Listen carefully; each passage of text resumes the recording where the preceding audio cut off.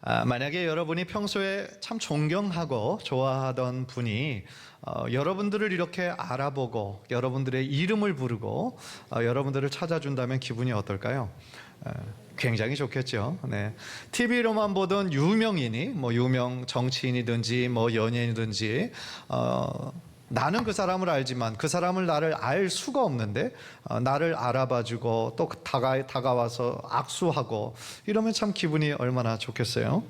하물며 이 우주 만물을 창조하시고 지금도 다스리시는 하나님께서 우리를 아시고 우리의 이름을 부르시고 우리가 어머니 뱃속에 있기 전부터 우리를 택정하셨다면 그것도 얼마나 영광스러운 일이겠어요.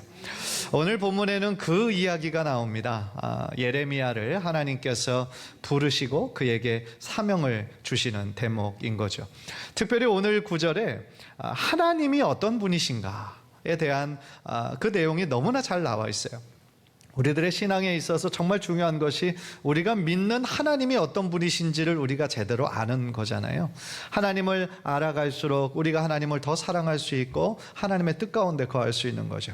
하나님을 잘 알아야 내가 만든 종교를 믿는 것이 아니라 정말 하나님의 말씀대로 살아갈 수가 있기 때문인 것이죠. 간절히 바라기는 오늘 말씀을 통하여서 예레미야를 향했던 하나님의 그 마음, 하나님의 뜻이 무엇인지 이해하고 또 오늘날 우리들에게도 동일하게 말씀하시는 하나님의 마음을 깨닫는 축복의 시간이 되기를 주님의 이름으로 간절히 축원합니다.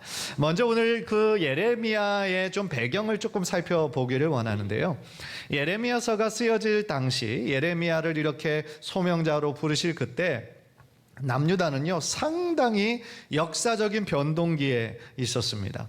지정학적으로요 이 남유다는 열강들에 의해서 둘러싸여 있었어요. 그래서 북쪽에는 아수르라고 하는 대제국이 있었고 남쪽으로는 애굽이라는 또 대제국이 있었고 또 오른쪽 북동쪽으로는 당시에 굉장한 거대한 세력을 키우고 있었던 바벨론이라는 나라가 있었어요.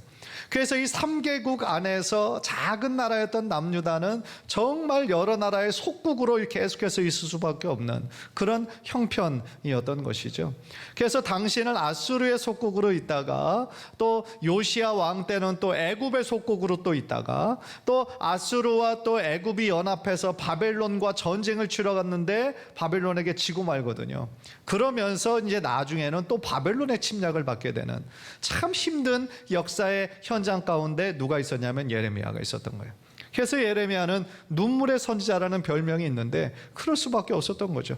왜냐하면 자기의 사랑하는 동족 또 나라를 향해서 하나님의 위로의 말씀을 전하면 얼마나 좋아요. 그런데 그게 아니라 남유다가 멸망할 것이라고 하는, 어떻게 보면 자신의 동족들이 가장 듣기 싫은 부담스러운 그러한 내용을 전해야 하는 사명을 받는 사람이었기 때문에 눈물의 선지자일 수밖에 없었다라는 것이죠. 특별히 오늘 본문에서는요 이러한 역사적인 배경에서 예레미야를 하나님께서 부르시는 거예요. 하나님의 말씀이 임하시는 거예요. 그래서 제일 처음 우리가 발견하는 것은 뭐냐면 하나님께서는 나를 아시고 성별하시는 하나님이시다라는 거죠. 5절을 보면요 이렇게 말씀합니다. 내가 너를 모태에 짓기 전에 너를 알았고 네가 배에서 나오기 전에 너를 성별하였고, 이렇게 말씀하세요. 무슨 말씀이냐면 예레미야가 하나님의 사자로 이렇게 선택받은 것은 우연이 아니라는 거예요. 하나님의 철저한 계획과 섭리 가운데 있었던 일이다라는 거예요. 그래서 예레미야가 어머니의 뱃속에 있기 전부터, 형성되기 전부터 하나님께서는 예레미야를 알고 계셨다라는 거예요. 여러분들 여기서 알았다 했을 때 그 쓰인 동사가 히브리어로 야다라고 하는 동사예요. 그런데 야다라는 동사는요 지식적으로 아는 것을 의미하는 것이 아니에요. 그거보다 훨씬 더 깊고 친밀하게 아는 것을 의미를 하고 있어요. 예를 들어 이 동사 야다는요 부부간의 어떤 연합을 가리키는 말로 사용이 되었어요. 그러니까 하나님께서 이스라엘 백성을 향해서 내가 너를 안다라고 말씀할 때 그것은 부부만이 알 수 있는 어떤 특별하고 깊은 사랑의 관계라는 것을 의미하는 것이죠. 아모스 말씀 3장 2절을 보면요 이런 구절이 있어요. 내가 땅의 모든 족속 가운데 너희만을 알았다 라는 것은 많은 나라, 많은 민족들 중에서 이스라엘 백성이 하나님과 특별한 관계라는 거예요. 특별한 사랑의 관계, 언약의 관계라는 말씀을 하시는 거예요. 그렇다면 여러분, 오늘날은 어떨까요? 하나님은 우리를 아실까요? 당연하죠. 왜냐하면 우리가 하나님의 자녀이잖아요. 자녀들을 모르는 아버지가 누가 있겠어요? 당연히 우리들을 다 아시죠. 그런데 여러분, 하나님께서 우리 한 사람 한 사람의 이름을 아시고 모든 것을 아신다라는 사실이 단순히 그냥 그렇구나 넘어갈 일이 아닌 거죠. 엄청난 일인 거죠. 우리들의 인생에 때때로 어려움을 만날 때가 얼마나 많습니까? 예상치 못한 일들을 만나게 되죠. 그때마다 우리는 큰 고통과 절망감과 외로움에 빠질 때가 있어요. 왜 절망하고 왜 외롭냐면요, 아무도 나의 이 어려움을, 나의 사정을 잘 몰라주는 것 같거든요. 내 배우자도 잘 모르는 것 같고, 내 자녀들도 잘 모르는 것 같고, 오롯이 나 혼자만 이것을 짊어 안고 사는 것처럼 느낄 때 우리는 참 힘들잖아요. 사실 그런 고민을 다른 사람에게 알리는 것도 참 두렵죠. 망설여지죠. 그래서 혼자의 힘으로만 해결해 보다가 점점 더 그 문제가 커져서 이제 막다른 길에 다가가서 삶의 소망을 잃어버린 사람도 얼마나 많아요. 가끔씩 뉴스에서 나오는 그런 슬픈 소식, 안타까운 소식들 들으면 다 그런 혼자의 힘으로 인생의 문제를 해결해 보려고 하다가 결국은 안 돼서 그렇게 슬픈 결말로 있는 사람도 참 많이 있잖아요. 그런데 여러분, 우리가 반드시 기억해야 되는 것이 있어요. 다른 사람들은 나를 잘 몰라줘도요, 하나님은 여러분의 사정을 다 아신다라는 거예요. 그분이 나를 어떻게 알고 계세요? 왜냐하면 그분이 나를 창조하신 분이시잖아요. 나를 창조하시고 만드신 분이세요. 따라서 내가 어머니 뱃속에 있기 전부터 나를 아시고 나를 계획하셨던 분이시다라는 거예요. 따라서 우리가 인생 살면서 가끔씩 인생에 대한 회의가 찾아올 때가 있어요. 인생의 의미가 뭔지, 내가 정말 이 인생을 잘 살고 있는지, 나는 지금 어느 방향으로 가고 있는지, 사실은 너무 어둡고 소망이 없어 보이는 그런 순간이라 할지라도 그 순간에 하나님을 반드시 기억하시기를 바랍니다. 왜냐하면요, 하나님께서는 여러분의 인생 전체를 다 아시는 거예요. 우리는 사실은 연약해서 우리 인생의 한 단면밖에 보지 못해요. 현재라고 하는 이 시간밖에 보지 못하지만 하나님은 우리 인생 전체를 입체적으로 보세요. 과거, 현재, 미래를 동시에 보세요. 따라서 우리의 현재를 아시고 우리의 앞에 우리가 어떤 삶을 살아가야 할지를 하나님이 아시기 때문에 하나님께서 가장 선한 길로 인도해 주실 줄 믿습니다. 그러한 믿음이 우리들에게 필요하다는 거예요. 따라서 우리가 이 세상에서 복잡한 인생의 문제를요, 세상의 문제로만 해결하려고 하면 답이 없을 때가 많아요. 따라서 이 시간 우리들의 삶의 모든 문제를 나를 창조하시고 나를 가장 잘 아시는 하나님께 모든 것을 내려놓고 주님만을 의지하고 신뢰하는 우리 성도님들 되시기를 주님의 이름으로 간절히 축복합니다. 또한 하나님은요, 예레미야를 그분의 도구로 성별하셨어요. 그분을 아시고 창세전부터 아셨을 뿐만 아니라 그를 성별하셨다 그래요. 성별이라는 것을 보니까요, 이 뜻이 뭐냐면은 어떤 특별한 목적으로 구별해 놓았다, 구분해 놓았다, 그런 뜻이에요. 그래서 영어 성경으로 보니까 set apart라고 하는, 따로 구분해 놓았다. 그리고 세번역 성경을 보니까 거룩하게 구별하였다라는 말로 번역을 했어요. 즉 하나님께서 예레미야를요, 하나님의 특별한 목적에 맞게 따로 구별해 놓으셨다라는 거예요. 따라서 예레미야의 삶은요, 처음부터 만들어졌을 때부터 하나님의 목적을 위해 지어진 존재였던 거예요. 따라서 하나님의 뜻 가운데 순종해야 그 삶이 온전한 삶이 될 수 있었다라는 거예요. 그렇다면 여러분, 오늘날 우리들의 부르심은 어떨까요? 지금도 마찬가지로요, 하나님은 하나님의 선한 뜻 가운데 우리를 불러주시고 하나님의 자녀로 삼아 주셨어요. 그런데 하나님의 그 거룩한 부르심에는요, 다 목적이 있는 거예요. 하나님께서 우리를 왜 하나님의 자녀로 부르셨을까요? 바로 자녀가 하나님 아버지를 닮아가기를 원하시는 하나님의 그 특별한 마음이 있으셨기 때문이죠. 그렇다면 우리가 닮아야 할 우리 아버지 하나님의 그 성품은 무엇일까요?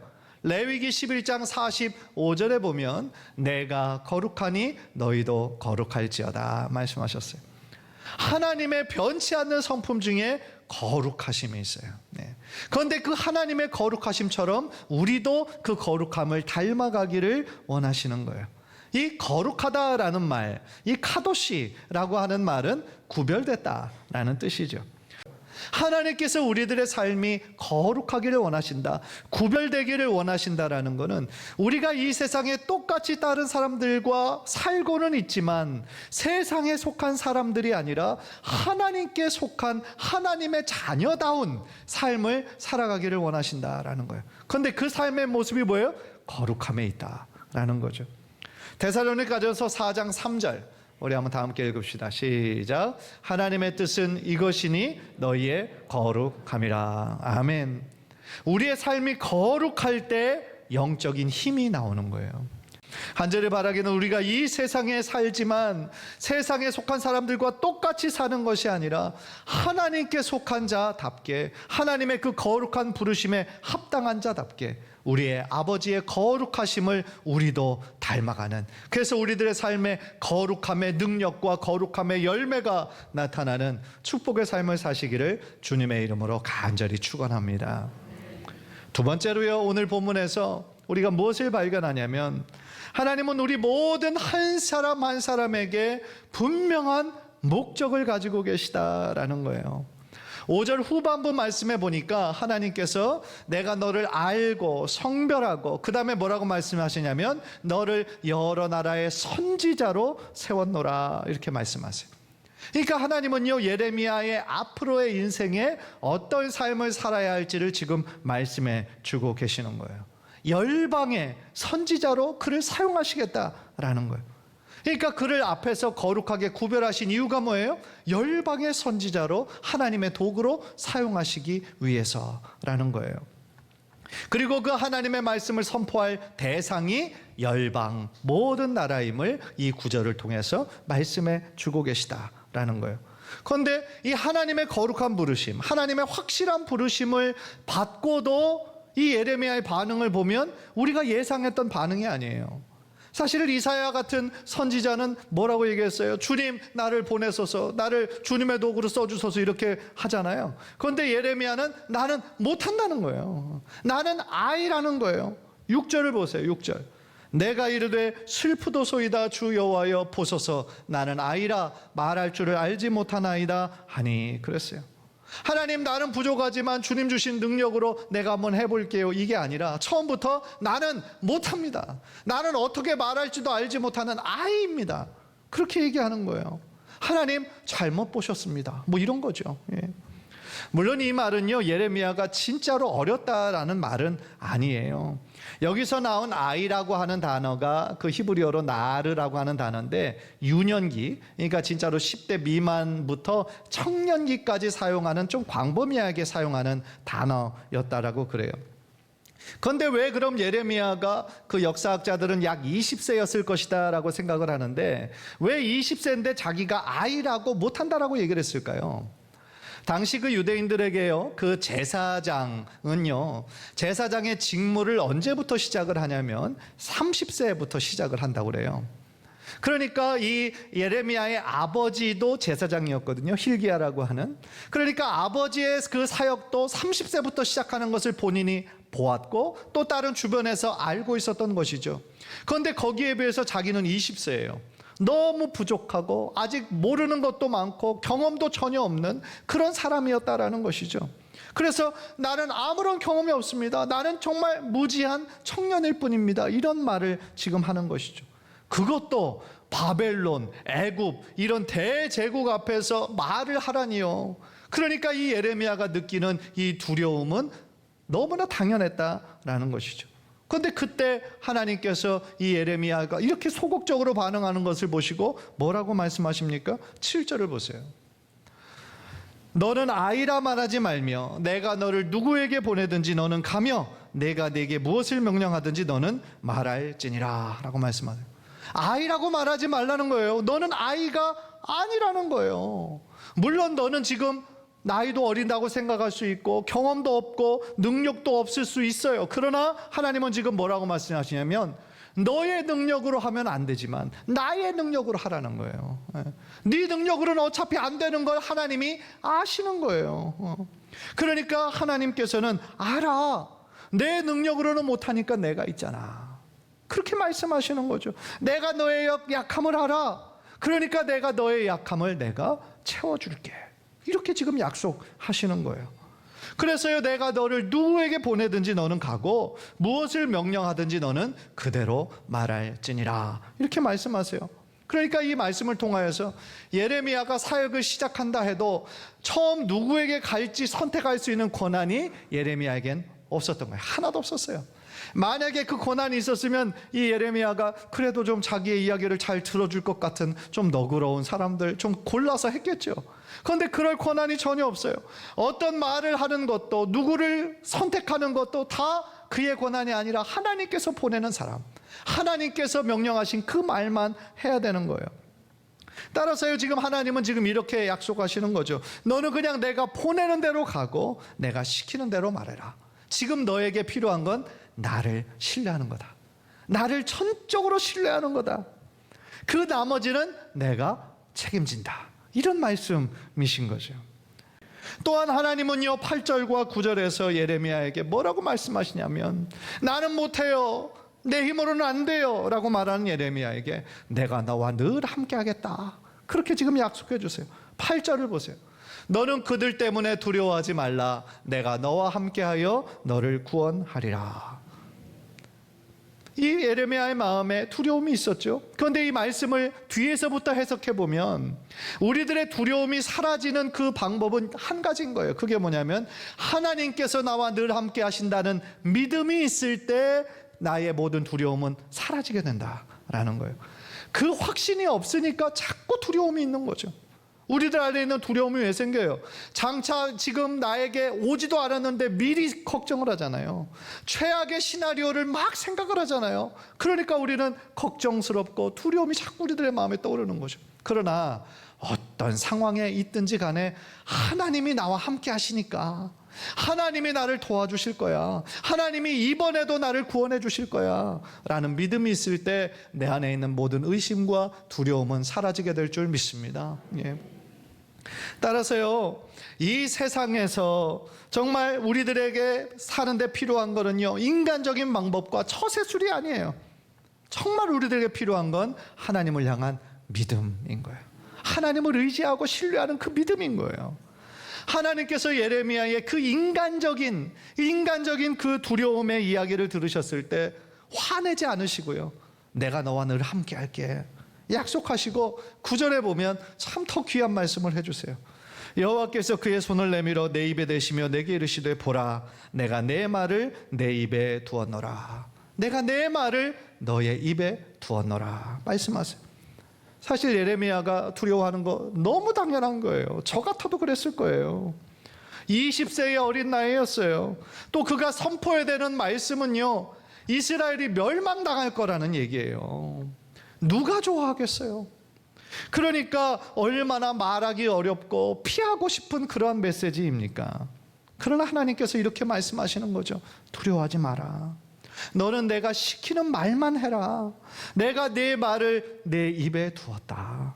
내가 내 입술을 주장해 주겠다. 너는 나만 신뢰하고 담대하게 전해라. 이렇게 지금 말씀하시는 거예요.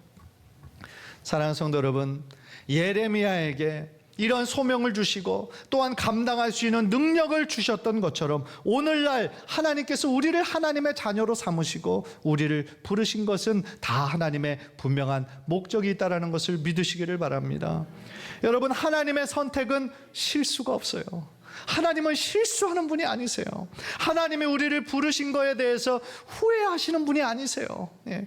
한번 따라해 봅시다. 하나님의 선택은 실수가 없고 하나님의 부르심은 후회하심이 없으시다. 예. 우리가 너무 연약해서 자꾸 쓰러지니까 하나님께서 후회하시면서 저 사람 괜히 내가 불러가지고 내가 이 고생을 하는구나, 제가 아니고 옆에 애를 불렀어야 되는데, 그렇게 후회하거나 실수하는 분이 아니라는 거예요. 우리가 연약하고 잘 못할 거를 아심에도 불구하고 우리가 부족하기 때문에 하나님께서 감당할 만한 능력으로, 지혜로 채워주시는 거예요. 그래서 우리를 마침내 하나님의 도구로 사용하시는 거예요. 그분이 바로 우리의 하나님 아버지가 되신다라는 거죠. 얼마나 감사한 일입니까? 따라서요, 우리의 인생은요, 우리가 창조된 목적을 잘 알아야 우리의 인생을 잘 살 수가 있어요. 그걸 모르니까 많은 사람들이 하나님의 뜻과는 전혀 상관없이 그저 자신의 꿈과 야망만을 이루기 위해 그렇게 노력하는 것이죠. 그러나 우리의 삶에 내가 왜 살아야 하고 어떤 삶을 살아야 되는지 분명한 목적이 생기면 그 목적대로 우리가 살 때 큰 열매와 보람과 기쁨이 있게 된다라는 것이죠. 근데 중요한 거는요, 나의 꿈과 야망을 이루는 게 중요한 게 아니에요. 나를 향한 하나님의 꿈을 이루어 드리는 게 그게 중요한 거예요. 나를 향한 하나님의 꿈이 그게 비전인 거예요. 한 찬양의 가사처럼 하나님의 꿈이 나의 비전이 되고, 예수님의 성품이 나의 인격이 되고, 성령님의 권능이 나의 능력이 되기를 원하고 바라고 기도합니다. 이 찬양의 가사가 있는 것처럼 나를 향한 하나님의 꿈을 우리가 붙잡고 나에게 주신 그 비전으로 삼아서 그것을 이루기 위해 최선을 다하여 기도하며 나아갈 때에 마침내 나를 향한 하나님의 꿈이 온전히 우리의 삶을 통하여 이루어지게 될 줄 믿습니다. 그러면 그 삶이 하나님께 영광을 올려드리는 삶이요, 하나님 기뻐하시는 삶으로 변화될 줄 믿습니다. 저는 개인뿐만 아니라 모든 교회에게도 하나님이 주신 특별한 사명이 있다고 생각합니다. 우리 교회도 그저 많은 교회 중에 한 교회가 아니라 우리 교회가 이 지역에 반드시 있어야 하는 하나님의 마음이 있다고 생각을 해요. 저는 그 중에 하나가 오늘 목회 칼럼에도 쓴 것처럼 우리의 아이들이, 우리들의 자녀들이 행복한 교회가 되었으면 좋겠다, 그렇게 기도하고 있어요. 그런데 어떻게 해야 우리 자녀들이 행복할까요? 단순히 공부 잘하고 돈 많이 벌면 행복할까요? 아니에요. 하나님을 만나야 참 행복을 깨달을 수가 있는 거예요. 세상에 물질적인 것이 줄 수 없는 하나님을 인격적으로 구원자로 만나야 그의 삶에 선명한 방향과 목적이 생기는 거죠. 따라서 자녀들이 행복하면 부모도 행복한 거예요. 우리 교회가 행복할 수 있다라는 거죠. 따라서 요즘에 이 신앙이 자꾸 단절되고 있어요. 안 그래도 지금 인구가 감소해서 우리 아이들 교육부가 사라지는 교회들이 참 많은데, 우리에게 주신 이 마지막 사명, 골든타임, 이 자녀들, 우리의 아이들에게 정말 복음을 전하고 하나님 뜻대로 살아갈 수 있는 것을, 그 믿음을 잘 전수해서 정말 하나님께 크게 쓰임받는 귀한 교회로 세워졌으면 좋겠습니다. 또한 하나님의 축복이요, 우리 교회 안에서만 머물러서는 안 된다고 생각해요. 그저 우리들끼리만 좋아서 우리들끼리만 하나님께 감사하고 축복받은 거 나누는 걸로만 끝나지 말고 우리가 사는 지역으로, 그 사회로 그 하나님의 축복을 나누어 주는 삶을 살았으면 좋겠다라는 거죠. 결국 그런 섬김과 봉사를 통하여 예수님의 사랑과 축복이 다른 사람에게 흘러 퍼지게 될 수 있는 것이죠. 그러면 우리가 있는 이 지역이 우리 교회로 인해 더 좋은 사회, 더 거룩한 그러한 지역으로 변화하게 될 줄 믿습니다. 사랑하는 성도 여러분, 오늘 우리는요, 이 예레미야가 소명을 받는 대목에서 하나님이 어떤 분이신지를 묵상했어요. 예레미야는 그 부르심이 너무 힘들어서 피하고만 싶었지만 하나님께서는 그의 약함을 하나님의 강함으로 채워주시고요, 그에게 필요한 격려와 도움을 주셔서 마침내 감당할 수 있도록 힘을 주시는 분이신 거죠. 간절히 바라기는 우리도 예레미야를 부르신 그 동일하신 하나님께서 나를 하나님의 자녀 삼아 주셨는데 우리 평생에 하나님 나와 함께하여 주옵소서. 우리 평생에 주님 영광을 위하여 살게 하옵소서. 그렇게 하나님 앞에 거룩한 꿈을 품고 하나님 앞에 간절히 기도하는 귀한 성도님들의 축복의 삶이 되시기를 주님의 이름으로 간절히 축원합니다.